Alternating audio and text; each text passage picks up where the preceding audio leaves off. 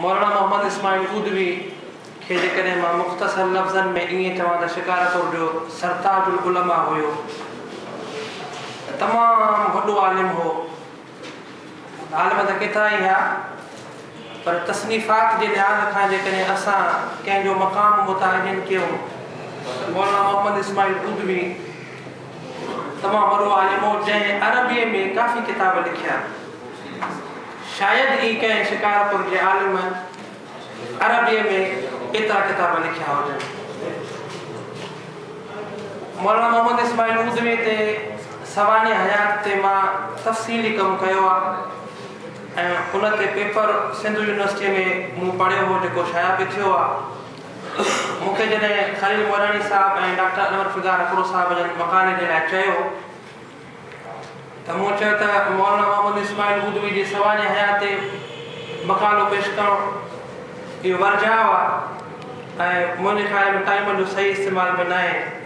त इन करे मौलाना मोहम्मद इस्माइल रहमतुल्लाह अलैह जो मुख़्तसर इजमाली सवानी ख़ाको पेश कंदुसि। अलबत्ता उन जे हिकिड़ी किताब नूरुल ईक़ान बि एजाज़ुल क़ुरान जेको एजाज़ुल क़ुरान ते लिखियलु आहे अरबीअ में, उन ते तहक़ीक़ी मुतालो पेश कंदुसि। अॼु जो ही मक़ालो मौलाना जे सवाने हयात ते न बल्कि उन जे रुगो हिकिड़े अरबी किताब ते तहक़ीक़ी मुतालो आहे। इन खां अॻु जो मां मौलाना जे किताब जो तहक़ीक़ी मुतालो पेश कयां। मौलाना जी सवाने हयात मुख़्तसर लफ़्ज़नि में हिकिड़े सफ़े ते मूं लिखी आहे, उहा पेश कंदुसि त जीअं सामिईन खे मौलाना जे हवाले सां थोरो तारुफ़ थी वञे। मौलाना जो पूरो नालो हसब नसब मोहम्मद इस्माइल वलद मौलाना नबी बख्श वलद गुलाम हुसैन वलद अला बरायो वलद मोहम्मद मुरीद वलद मोहम्मद ज़ाऊद वलद ज़ैनुल आबिदीन ऐं पीर जे तरफ़ां सुमराहा ऐं माउ जे तरफ़ां पठान हुआ। संदन लक़ब सलाहुद्दीन हो। पाण 1897 में शिकारपुर में पैदा थिया ऐं 1970 में शिकारपुर में वफ़ात कयो। उमिरि अटकल 74 साल हिजरी ऐं 73 साल ईसवी। संदन तालीम दरस निज़ामी जा बाक़ायदा फ़ारिग़ तहसील आलिम आहे ऐं दरस निज़ामी जा जेके बि उलूम फ़नून आहे सभिनी ते वॾो कमाल हासिल हो, वॾी कमांड हासिल हुई। उन्हनि में मशहूरु जेके सब्जेक्ट्स पढ़ाया वेंदा हुआ दरस निज़ामी में, उन्हनि में तफ़सीर, हदीस, फ़िक़्ह, उसूल फ़िक़्ह, सर्फ़, नहव, अरबी ऐं फ़ारसी अदब, बलागत, तारीख़, तिब, इल्मुल हयत, एस्ट्रोनॉमी, रियाज़ी, मैथमेटिक्स, इल्मुल मुनाज़रा, मंतिक़, फ़लसफ़ो, इल्म कलाम। उन खां अलावा जदीद इल्म बि पाण खे हासिल कयूं, पर उहो बराए रास्त अंग्रेज़ी सोर्सनि मां या मॉडर्न वेस्टर्न सोर्सिस जे ज़रिए न, बल्कि मिस्र जे ज़रिए, अरबी किताबनि जे ज़रिए उन्हनि जदीद इल्म बि हासिल कयो ऐं कुझु जदीद इल्म जे हासिलात जे लाइ पाण अलीगढ़ ताईं बि पहुता। तंहिं करे जेकॾहिं मौलाना जे बारे में ईअं चइजे त ज़ाहिरी तौर ते वज़ाफ़त में उथणी वेहणीअ में पाण इंतिहाई क़दीम इंसान हुआ, पर फ़िक्र, फ़लसफ़े, सोच जे एतबार खां इंतिहाई जदीद तरीन इंसान हुआ। उन दौर में जंहिं दौर में बर सग़ीर नंढे खंड में ऐं साउथ एशिया में इहे बहस हलंदा त फोटोग्राफी जाइज़ आहे या न, मौलाना मोहम्मद इस्माइल ऊदवी शिकारपुर जो वाहिदो आलिम हो जेको चवंदो त फोटोग्राफी जाइज़ आहे। इन में ॻाल्हि मालूम थिए थी त मौलाना जेतोणीकि शिकारपुर में हूंदो हो, जिस्मानी लिहाज़ खां सिंध में हूंदो हो, पर उनजो बराए रास्त तालुक़ मिस्र सां हूंदो हो ऐं मिस्र जे उलमा सां राब्ता हूंदा हुआ। मिस्र जे उलमा खां इस्तिफ़ादो कंदा, उन्हनि खां काफ़ी मुतासिर आहे। उस्तादनि में संदन वालिद मौलाना नबी बख्श ऊदवी साहब जेको ख़लीफ़ो बि हो हज़रत मौलाना ताज महमूद अमरोटी साहब जो। उन खां अलावा मौलवी जहान ख़ान दुरानी शिकारपुर जो, डॉक्टर पेसू मलक जी भरसां अस्पताल आहे, उते मौलवी हूंदो हो, उस्ताद हूंदो हो ऐं मशहूरु हूंदो हो त हिते दीन जी दावत ऐं तबलीग में इंतिहाई सरगर्म हो, जेको गैर मुस्लिमनि में इस्लाम खे फैलाईंदो, काफ़ी हिंदुनि खे मुस्लमान बि कयो हो। शेखुल हिंद महमूद उल हसन उहो बि संदन उस्तादनि में आहे।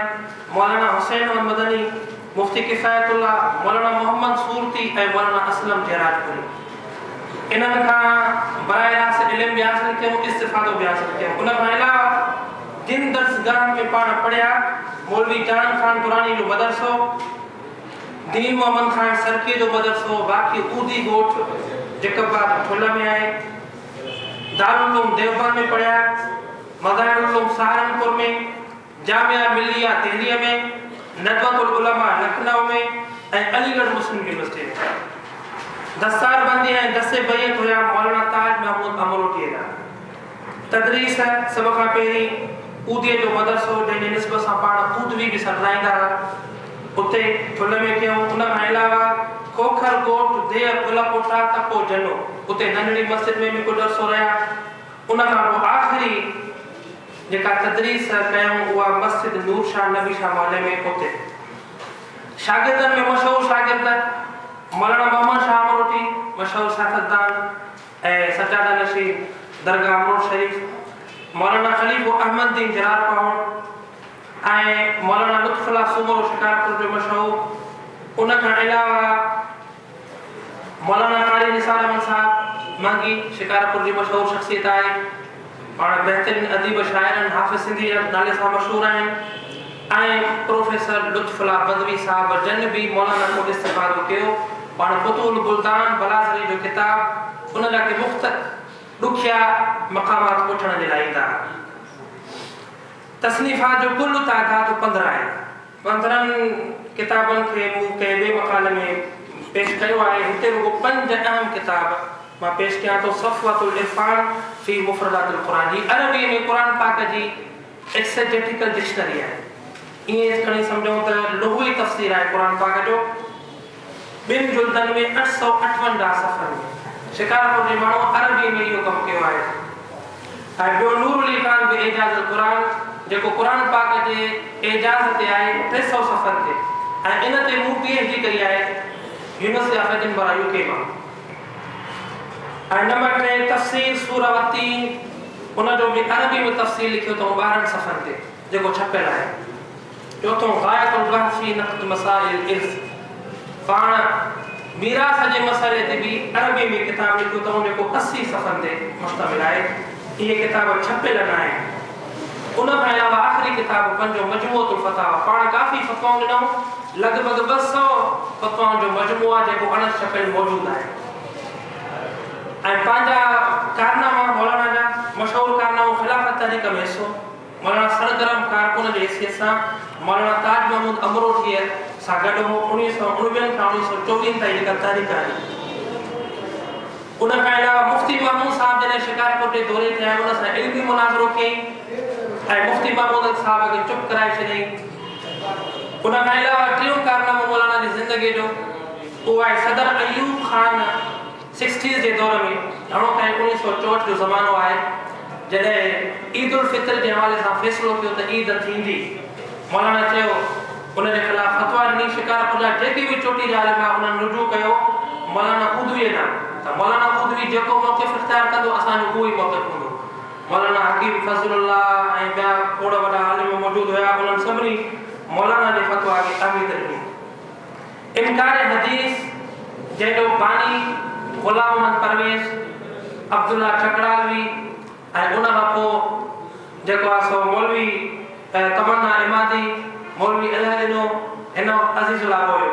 इन इनकार हदीस जे फितने खे बि मौलाना रद्द कयो तहरीरी सूरत में ऐं बाक़ाइदा किताब जा लिखी जेके अण छपियल मौजूदु आहिनि। आख़िरी जेको मौलाना जो कारनामो आहे ऐं पंहिंजी जदोजहद वारी ज़िंदगी आहे उहा जमात इस्लामी सां वाबस्तगी। पाण मौलाना मौदूदी साहब जे फ़िक्र खां मुतासिर आहे ऐं उन खां मुतासिर थियण जे करे पाण आख़िर ताईं जमात इस्लामी में रहिया। मौलाना